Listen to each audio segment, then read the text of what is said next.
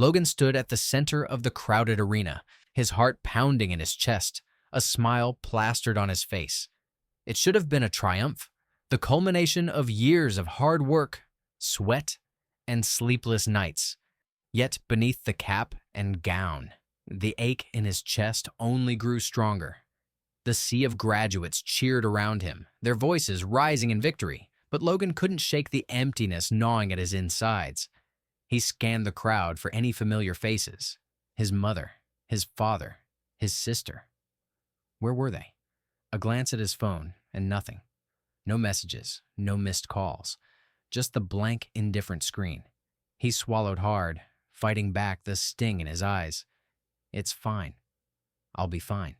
But the smile felt like a lie. The announcer's voice echoed through the stadium, calling each graduate's name. Logan's turn came. As he stepped forward, his feet felt heavy, like the weight of the entire world was pressing down on him. He shook hands with the principal, nodded, and moved quickly off the stage, eager to disappear into the crowd. He found a quiet corner afterward, away from the laughter and celebrations, and checked his phone again. Still, nothing. What else do I have to do to be seen? Logan's chest tightened. The familiar ache of being invisible, overlooked, crept back in. He had done everything. He had worked hard. He had tried so hard to make them proud, but it was never enough. No one came. No one cared. And yet, in that silence, amidst the weight of his disappointment, a spark of something flickered. Maybe he didn't need them to notice. Maybe he could find a way to be seen on his own terms. Maybe this was just the beginning.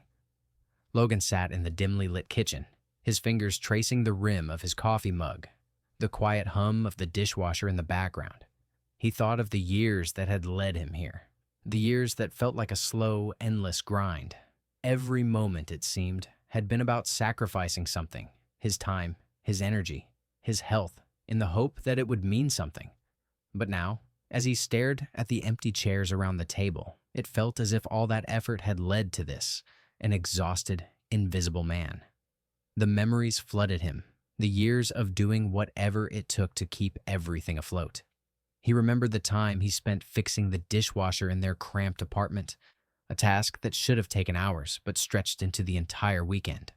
The piping was old, rusted, but he'd gotten it done. As he stood there in the dim light, grease on his hands, his back aching, he had hoped for some gratitude, maybe even a thank you from Carla, but it was always met with something else. A distracted glance, a huff, as if it was just expected. He could never get it right. Then there were the overtime hours, the late nights at the factory, weekends too. He'd told Carla time and again that they needed the extra money, that the bills were mounting and the rent was due, but she never seemed to understand. Just another few hours, he would say, trying to balance the weight of his tired body and his heart. But those hours turned into days, days into weeks. He'd always made sure to cover for her boutique, knowing it was her dream, but it always felt like a dream that was just for her. She had her customers, her passions, while he was left in the background, trying to keep the house from falling apart. And then came the loans. So many loans. First, to cover the store, then the house repairs, then Brianna's college tuition. He'd co-signed them all, never once questioning the burden it would place on him, because he was supposed to be the steady one, the provider. But those monthly payments, the interest that never seemed to stop climbing, the mounting pressure, it was all on him. And as the years wore on, the silence between him and Carla grew thicker, more suffocating. He did everything, but nothing seemed to be enough. Brianna had always been distant, even as a child. She would disappear into her room for hours, only emerging when she wanted something. A new phone, extra cash for a trip, a designer bag she'd seen in the latest magazine. No thank yous, no acknowledgement of what Logan had done to make sure she had what she needed. She just took, like it was her right, and he gave it all without question. It was as if she didn't notice the strain he was under, or worse, didn't care. Carla, too. She'd become more of a stranger over the years. Logan could still remember the woman he married, bright, hopeful, full of ambition. But that woman had long been replaced by someone who was always preoccupied, always distracted. She rarely looked up when he walked through the door after a long day at work, her attention fixed on whatever was happening at the boutique. She would tell him to stop by, run errands, help out, but it was always with an air of entitlement, never gratitude. There had been the time he'd spent an entire week repainting the store's exterior, the one thing that would draw in customers for the season. He'd painted the shutters until his hands bled, working in the sweltering heat because it was what needed to be done. Carla had barely acknowledged his efforts when he'd finished, too focused on how the new design would improve foot traffic. "Thanks for getting it done," she'd said absent-mindedly as she flipped through a stack of invoices. No recognition, no appreciation, just a never-ending list of things that needed to be done. "Just keep working, Logan. It'll all pay off." It never paid off. The weight of it all sat on Logan like a 100-pound stone. He didn't know when it had become so heavy, but it had. And now it seemed as though it was crushing him from every side. The long hours, the exhaustion, the constant giving, with no one noticing, no one caring. It was as if he had become invisible, a background fixture in his own life.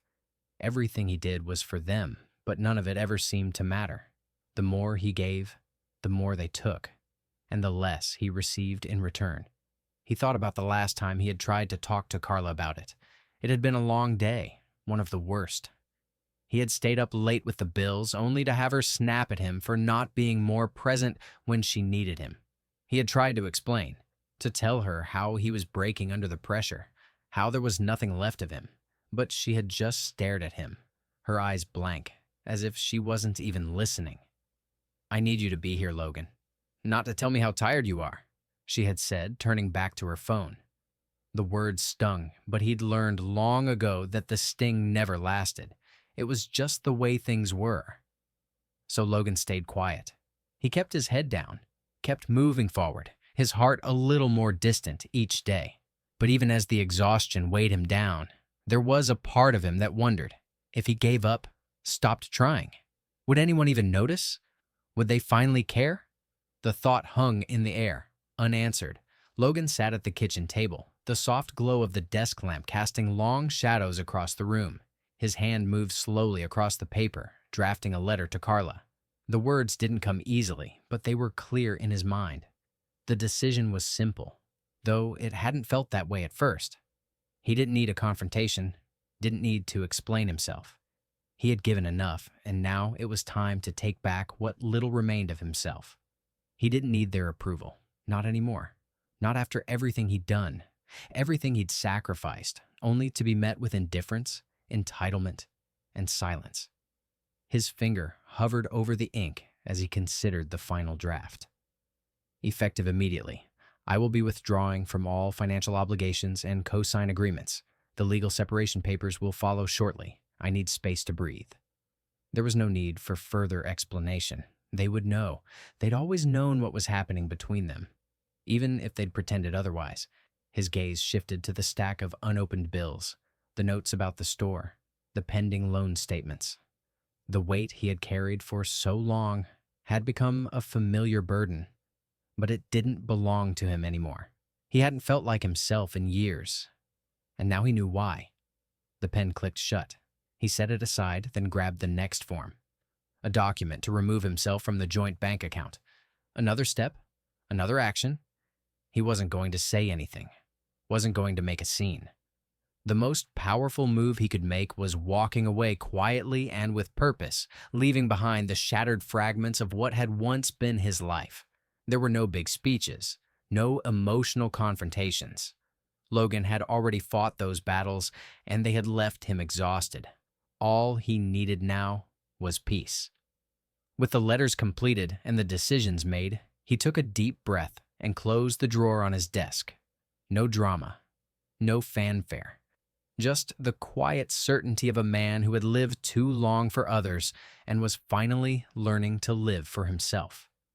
Packing his things didn't take long. He wasn't interested in dragging out the process. There was no need for sentimental value, no nostalgic glances back at the life he had once tried so hard to build. Clothes, a few books, some old photographs he had forgotten to sort through. He left the rest behind, the furniture, the things that had never truly been his. they could keep it. They had always treated it like it was theirs anyway. As he folded his shirts, placing them carefully in the duffel bag, Logan's mind wandered briefly to the past. He thought about the way things used to be, the laughter, the hope that had once filled their house. He had tried so hard to hold on to it, to fix everything, but somewhere along the way, he had disappeared. The house had become just a place, the people within it, shadows that drifted in and out of his life. He didn't need to leave a speech. The note would say enough. I'm leaving. It's over. No explanation. No promises. He folded it and set it on the kitchen counter. Let them find it when they got back, if they even bothered to notice. Miles had called earlier. He was outside, waiting. Logan didn't even hesitate. He grabbed his bag, took one last look around the quiet house, the place that had once been his home but now felt like a cage. He stepped outside, and for the first time in years, the air didn't feel so heavy. Miles didn't ask any questions as Logan climbed into the passenger seat.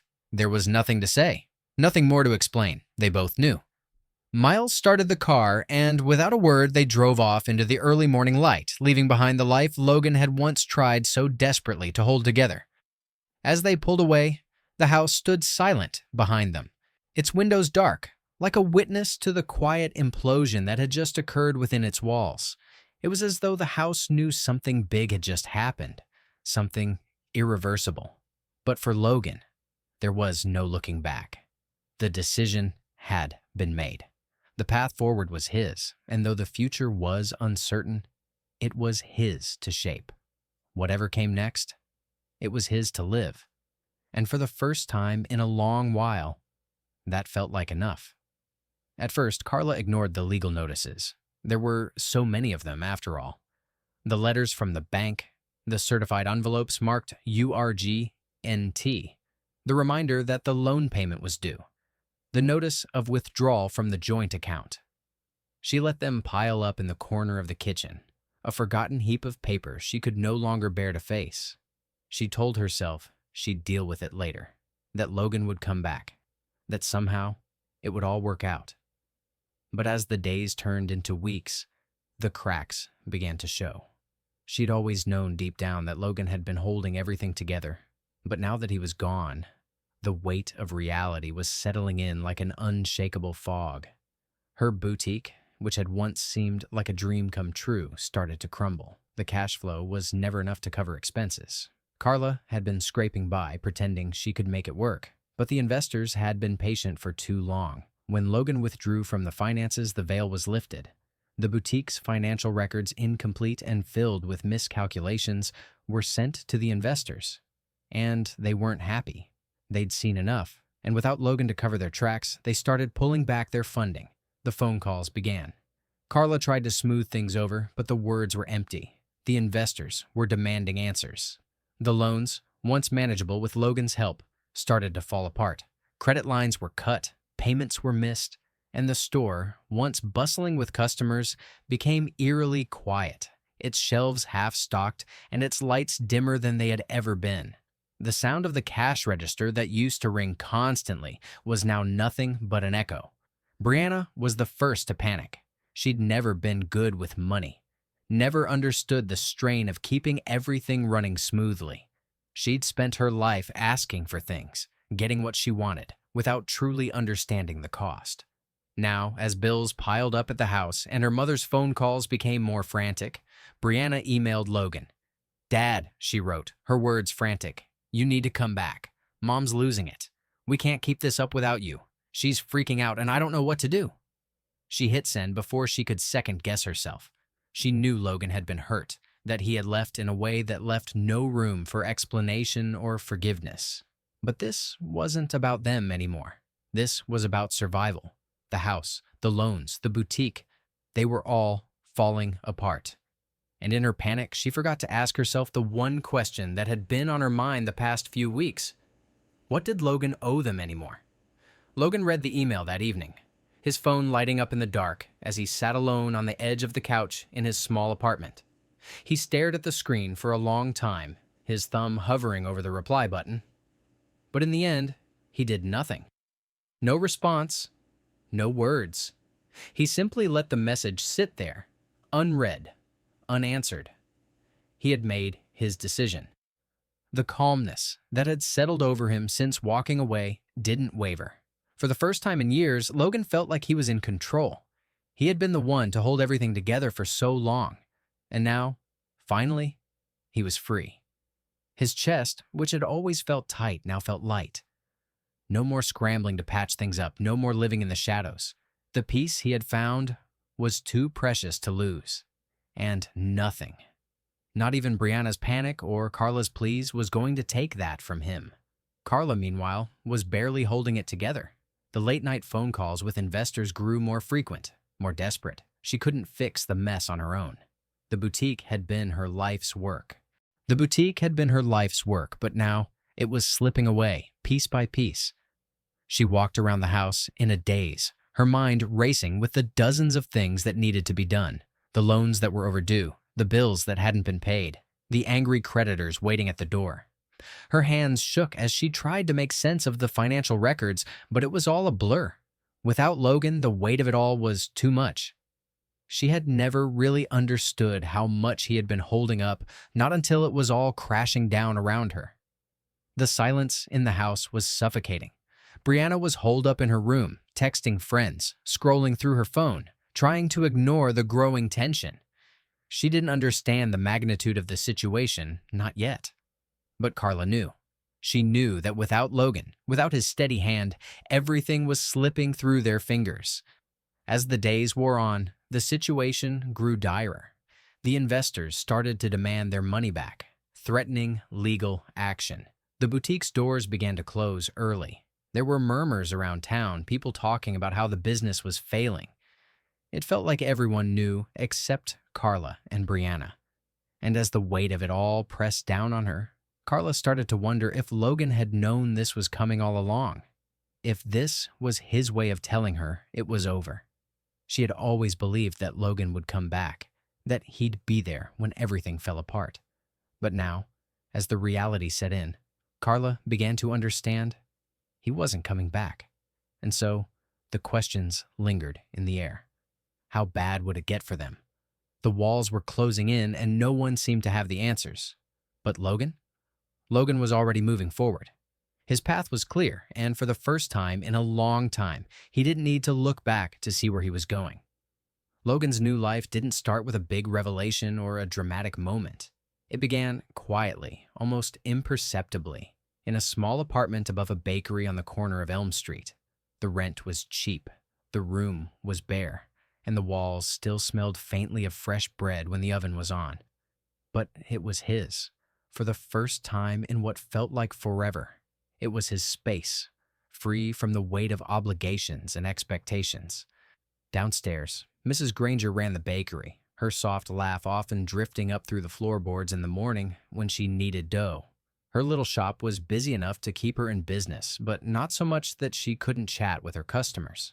She welcomed Logan with a warm smile, an offer of coffee, and the assurance that the small apartment upstairs was his if he needed it. It wasn't much, but it was all he needed. He'd spent so many years chasing after the illusion of success, thinking that bigger meant better.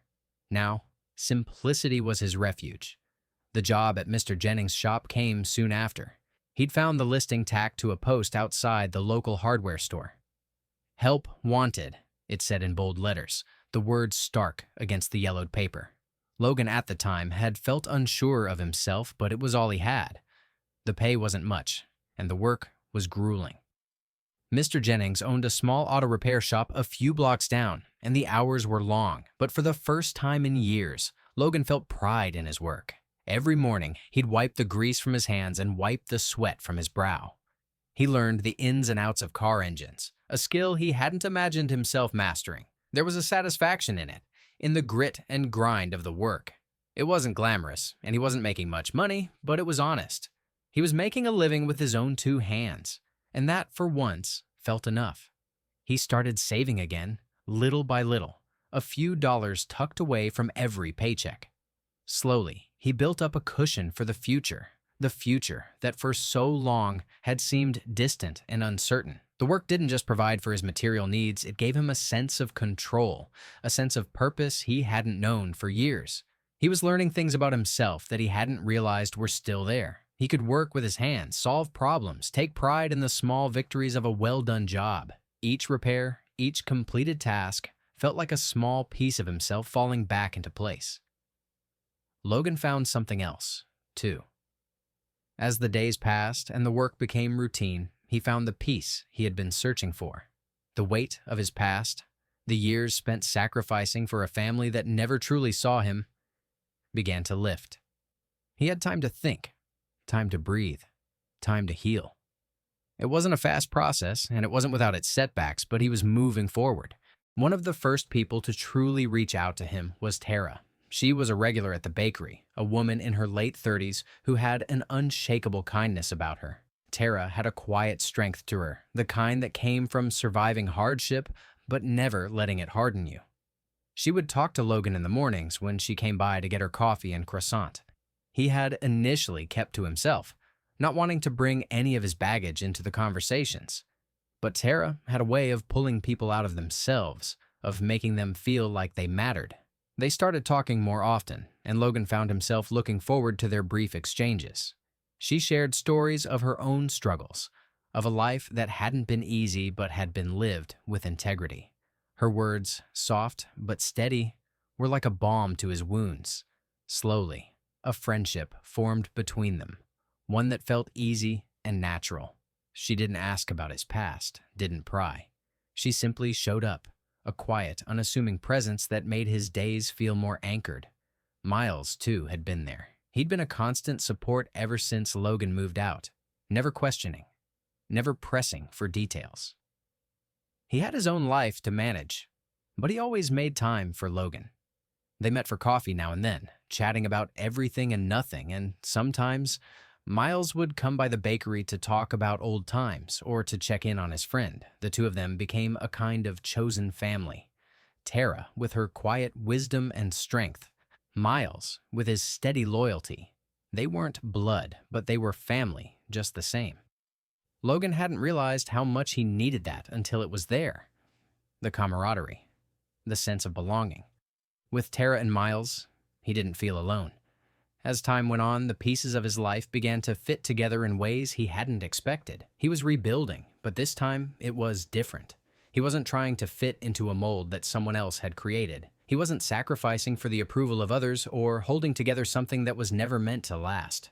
He was building from the ground up, and he was doing it on his own terms. Logan didn't need anything extravagant to be happy. The small apartment above the bakery, the grease-streaked overalls, the simple, honest work, it was enough. It wasn't the life he had once envisioned for himself, but it was his. And for the first time, he didn't feel like he was pretending. He wasn't running from something anymore. He was walking toward something, toward peace, toward healing, toward a future where he finally saw himself. And that was enough. Logan had just finished his shift at Mr. Jennings' shop and was standing by the window when he saw their car pull up outside. The familiar rusted sedan, its tires screeching on the cracked asphalt as it came to a halt. For a moment, he froze. He hadn't expected them to come. Not today. Not after weeks of silence. But there they were. Carla. Brianna. They stepped out of the car the same way they always had, with an air of entitlement and urgency. Carla's face was flushed, her eyes wide with panic, while Brianna's was clouded with frustration, her lips set in a hard line. The sight of them, the two of them, together, showing up like nothing had changed, hit him like a weight to the chest, but he didn't flinch. He wasn't that man anymore. Carla was the first to speak. She didn't even bother to greet him. "Logan," she said, her voice sharp, but laced with desperation. "You have to help us. The shop is failing. Brianna's not handling it. I can't keep it together. You have to come back. This is your responsibility." Her words cut through the air, raw with emotion. He could hear the panic rising in her voice, feel the weight of her fears pressing down on her shoulders. It was the same panic she'd had years ago when she demanded more of him, more energy, more time, more everything. But this time, Logan didn't react. He didn't shout. He didn't fight. Instead, he took a breath and let her words wash over him. He listened. The quiet strength he had built in the months since leaving them gave him the clarity he hadn't had before. He saw her for what she was, someone who had never learned to stand on her own, someone who had always relied on him to bear the burden. And Brianna, her eyes, wild, with the same sense of urgency, the same entitlement. She too hadn't learned how to carry her own weight. It was as if they both had expected him to show up again, to fix everything with the same broken promises. "I can't do this anymore," Logan said calmly, his voice steady, unshaken. "You both need to figure it out. I can't keep cleaning up the mess, Carla. I've done that for years, and I'm not coming back." Brianna's face turned red with frustration. She opened her mouth to argue, but Logan raised a hand, quieting her. "I'm not saying this to hurt you. I'm saying it because it's the truth. You've never seen me. You've never seen what it cost me to keep everything running. I can't go back to that." Carla took a step forward, her voice cracking. "You can't just leave us to fall apart. You have a family, Logan. You are family." He didn't raise his voice. He didn't fight her words with anger. He simply looked at her, his gaze calm, but resolute. "Family doesn't mean what you think it does. I've been giving and giving, and it wasn't for you. It was for me to feel like I mattered. I don't need to prove that anymore." The silence between them grew heavy. It was the quietest moment in all their years together, but also the clearest. The finality of it hung in the air, and Logan felt the weight of it, not as a burden, but as a liberation. After a long pause, he said, "If you need water for the drive back, I can get you some."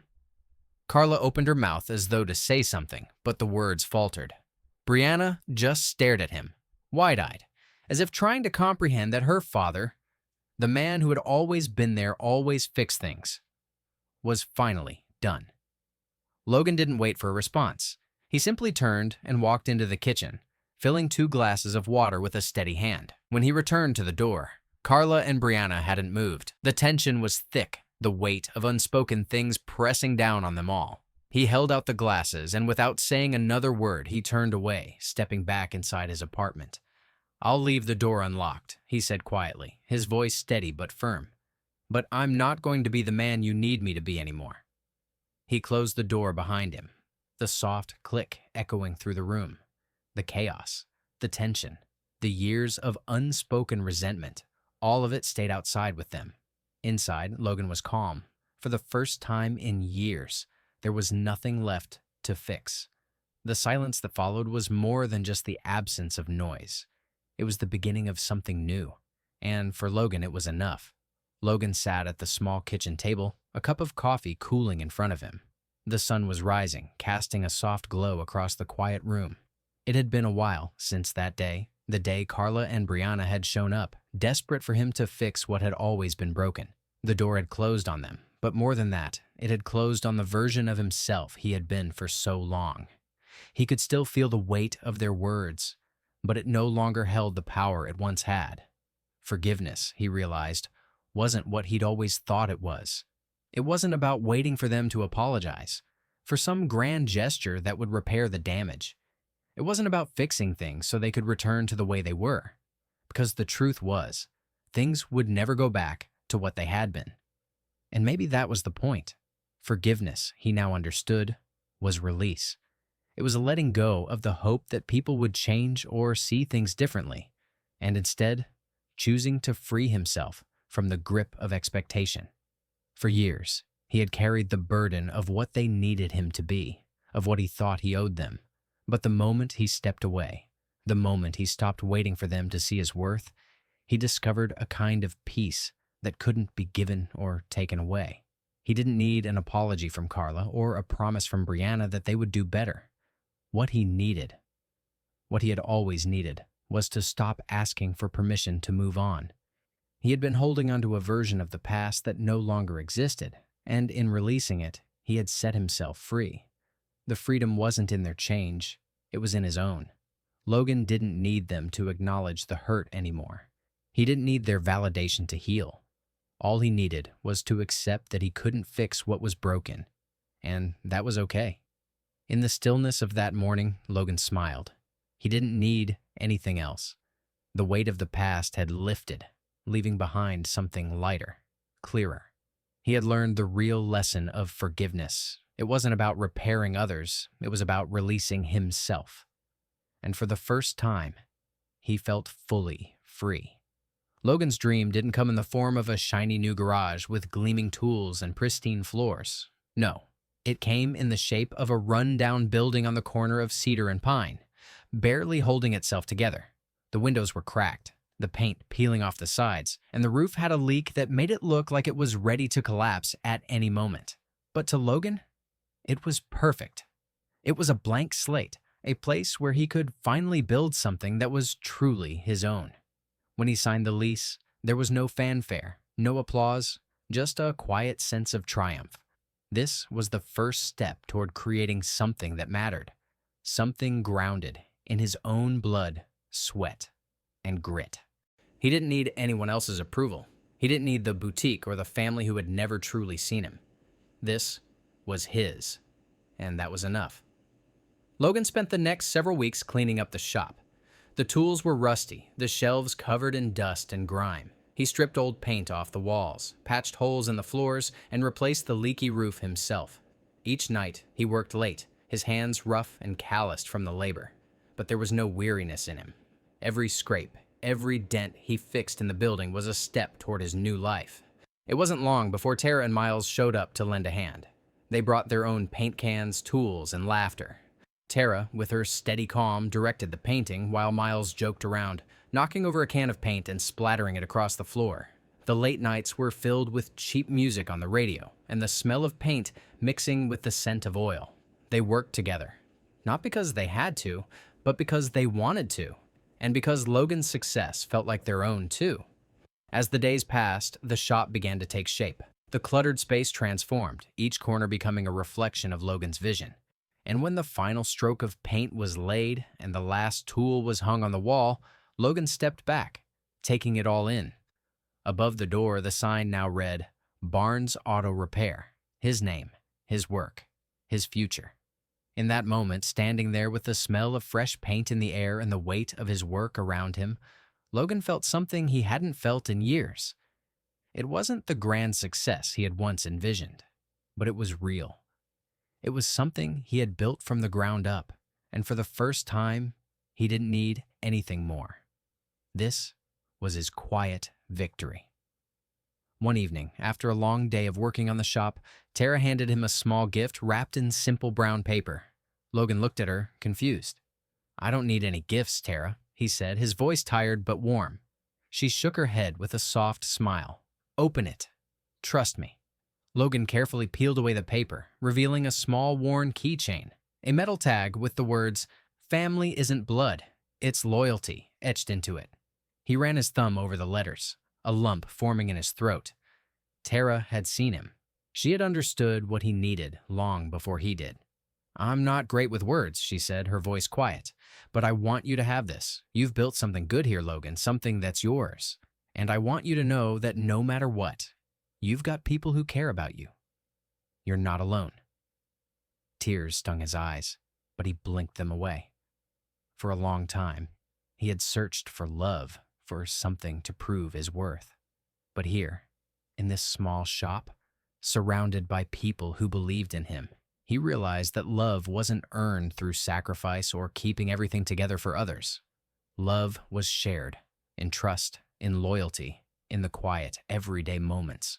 Later that night, they sat around a small table in the shop, eating cheap pizza and talking about their big dreams. There were no grand promises, no desperate hopes, just laughter, a simple bond formed over shared work and shared trust. They weren't perfect, but they didn't need to be.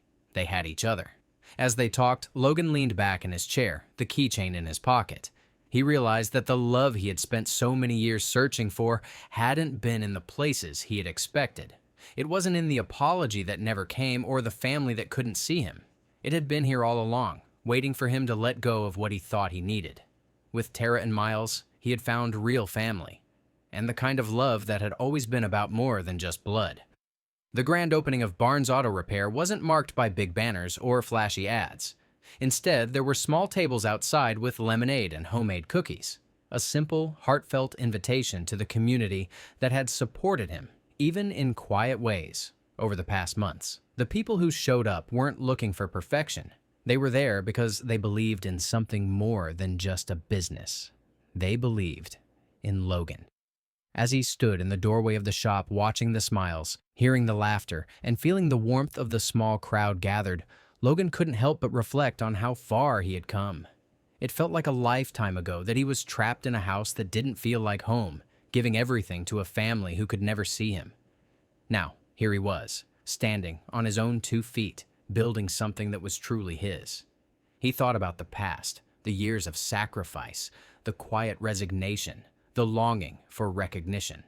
But none of that mattered anymore. He no longer needed to beg for a seat at the wrong tables, no longer needed to prove his worth to anyone who couldn't see it. He had built something real, something lasting.